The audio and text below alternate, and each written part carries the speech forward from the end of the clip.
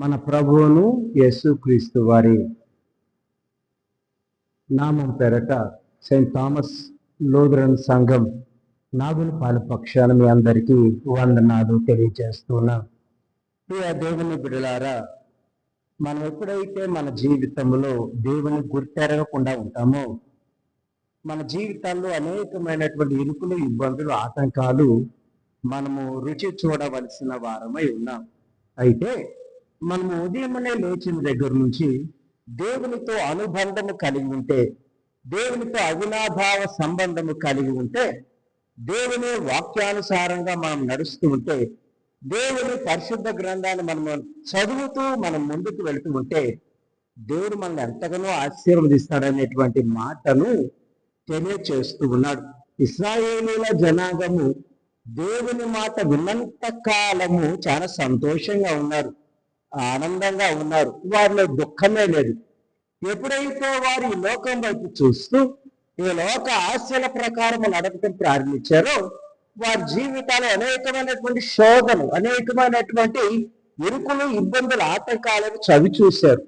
ఈ దినమున మీ దేవుడు మీతో మాట్లాడబోతున్నటువంటి మాట దేవుని లేఖన భాగాన్ని కనుక మనం గమనించగలిగితే, యోబు గ్రంథము 36వ అధ్యాయం 11వ వచనములో అంటూ ఉన్నాడు, వారు ఆలకించి ఆయనను సేవించిన ఎడల తమ దినములను క్షేమముగాను తమ సంవత్సరములను సుఖముగాను వెళ్ళబుచ్చగరు అంటున్నాడు.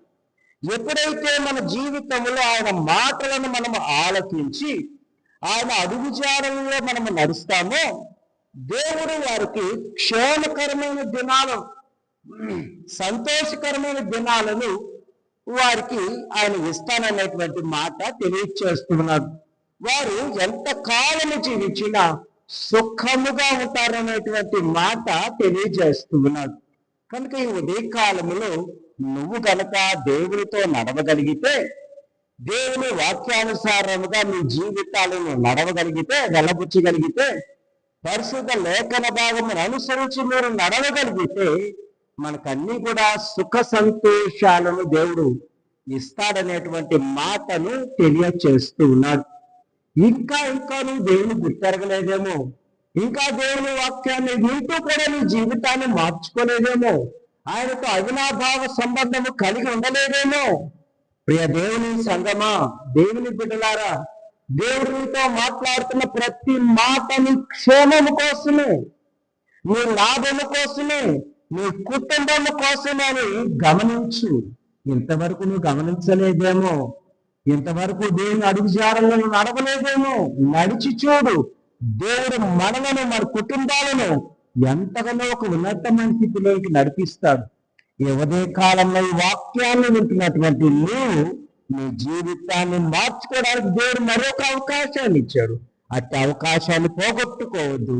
దేవుని అడుగుజాడలలో నడుస్తూ క్షేమకరంగా మన కుటుంబాలను కాపాడుకుందాం. అలాగే జీవించడానికి దేవుడు తన కృపను, కాపుదలను మనందరికీ దయచేసి బలపరచును గాక. అందరికీ ఉదయకాల శుభాలు, వందనాలు తెలియజేస్తూ ఉన్నాను. ప్రార్థన చేసుకుందాం. కృప కలిగిన తండ్రి, ప్రేమ కలిగిన మా గొప్ప దేవ, మీరు ఈ ఉదయకాలమున మీరు మాతో మాట్లాడిన ప్రతి మాటను బట్టి మీకు స్తోత్రాలు చెల్లిస్తూ ఉన్నాము తండ్రి. మేము ఏ విషయంలో మిమ్మల్ని అనుసరించలేకపోతున్నాము, ఏ విషయంలో నాయన మిమ్మల్ని కలిగి జీవించలేకపోతున్నాము, ఏ విషయంలో మేము మీకు దూరంగా ఉన్నామో తండ్రి, వాటిని అన్నింటినీ మాలో తీసివేసుకొని మీలో నడిచే భాగ్యమును మాకు దయచేయండి. మీ కృపాక్షేమాలను మా వెంట వచ్చేలాగన మీరు మమ్మల్ని జ్ఞాపకం చేసుకొని సంతోష ఆనందాలతో మమ్మల్ని, మా కుటుంబాలను దీవించి ఆశీర్వదించమని. 10th క్లాస్ ఎగ్జామ్స్ రాస్తూ ఉన్నారు నాయన, వారందరికీ తగిన జ్ఞానముతో నింపి ఆరోగ్య శక్తిని, బలమును, జ్ఞాపశక్తిని దయచేసి బలపరచమని, దాని ద్వారా మీరు మహిమ, ఘనత, ప్రభావాలు పొందమని ఈ మా మనవులను మా ప్రభువైన యేసుక్రీస్తు ద్వారా ప్రార్థించి వేడుకుంటున్నాము తండ్రి. ఆమె మన తండ్రి అయిన దేవుని ప్రేమ, కుమారుడైనటువంటి యేసుక్రీస్తు వారి కృప, త్రియేక దేవుని దీవెన, శాంతి, సమాధానాలు, నెమ్మది ఇప్పుడు సదాకాలం ఈ ఉదయకాలంలో ఎవరైతే ఈ వాక్యాన్ని వింటూ వారి జీవితాలను మార్చుకుంటున్నారో దేవుని కృప వారందరికీ తోడైందును గాక. ఆమేన్.